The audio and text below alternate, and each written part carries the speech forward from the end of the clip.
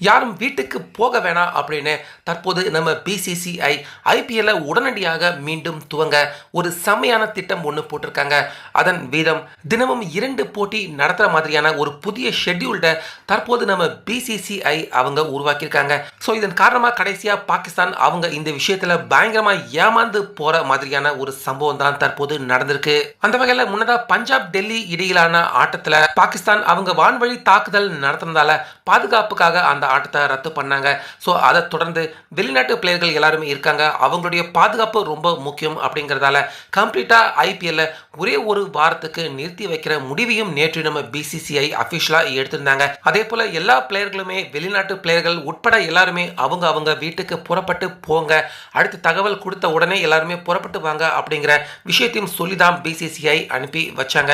இப்படி இருக்க இன்னைக்கு வந்திருக்க தகவல் என்ன அப்படின்னு பார்த்தீங்கன்னா, இந்தியாவுக்கும் பாகிஸ்தானுக்கும் இடையே நடக்கிற இந்த சண்டை நிச்சயமா அதிகபட்சம் ஒரு வாரத்துக்கும் மேல நீடிக்கிறதுக்கான வாய்ப்பு இல்லை அப்படின்னு நம்ம இந்திய ராணுவ தரப்பு கிட்ட இருந்து தகவல் வெளியாயிருக்கு. ஸோ இதனால பிசிசிஐ அடுத்த கட்டமாக புதிய ஷெட்யூல்டு மீதி இருக்கிற எஞ்சி இருக்கிற ஆட்டங்களை நடத்துறதுக்கான புதிய ஷெட்யூல்டை அவங்க ப்ரிப்பேர் பண்ண ஆரம்பிச்சிட்டாங்க. ஸோ அதன் காரணமாக இந்த மாதம் நடந்துட்டு இருக்க மே மாதம் முடியறதுக்கு உள்ள கண்டிப்பாக ஐபிஎல் நிறைவு செய்யணும் அப்படிங்கிற கட்டாயம் பிசிசிஐக்கு ஏற்பட்டிருக்கு. ஏன்னா அதுக்கு அடுத்ததாக இங்கிலாந்து டூர், பங்களாதேஷ் டூர் அப்படின்னு அடுத்தடுத்த டூர் தொடர்ந்து நடந்துக்கிட்டே இருக்கும். பிளேயர்கள் யாரையுமே வர வைக்கிறதும் கஷ்டம், ஃபாரின் பிளேயர்கள். அதனால் இந்த மாதம் முடியறதுக்குள்ளேயே ஐபிஎல் முடிச்சாதான் நல்லது அப்படின்னு பிசிசிஐ ஒரு நாளைக்கு 2 ஆட்டம், அதாவது ஒரு வாரம் கழித்து மீண்டும் ஐபிஎல் துவங்குறப்ப ஒரு நாளைக்கு 2 ஆட்டம் வீதம் ஐபிஎல் நடத்த முடிவு பண்ணியிருக்காங்க. அதே போல் ஹோம் கிரவுண்ட் அட்வான்டேஜும் யாருக்கும் இருக்காது. எல்லா ஆட்டமுமே சேஃப் ஜோன். உதாரணத்துக்கு நம்ம சவுத் இந்தியாவில் நிறைய ஆட்டம் நடக்க வாய்ப்பு இருக்கு.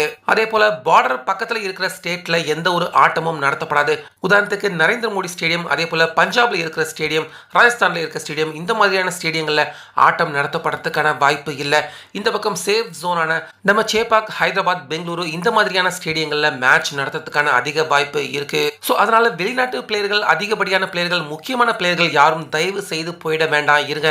இன்னும் ஒரு வாரத்துக்கு உள்ளே நிச்சயமா ஐபிஎல் துவங்கிறதுக்கான புதிய ஷெட்யூல்டோட அறிவிப்பு வெளியிடப்படும். அதனால இந்தியாவிலேயே சேஃபா நீங்க தங்கி இருங்க அப்படிங்கிற தகவலை தற்போது நேற்று சாயந்தரம் பிசிசிஐ அவங்க வெளியிட்டிருக்காங்க.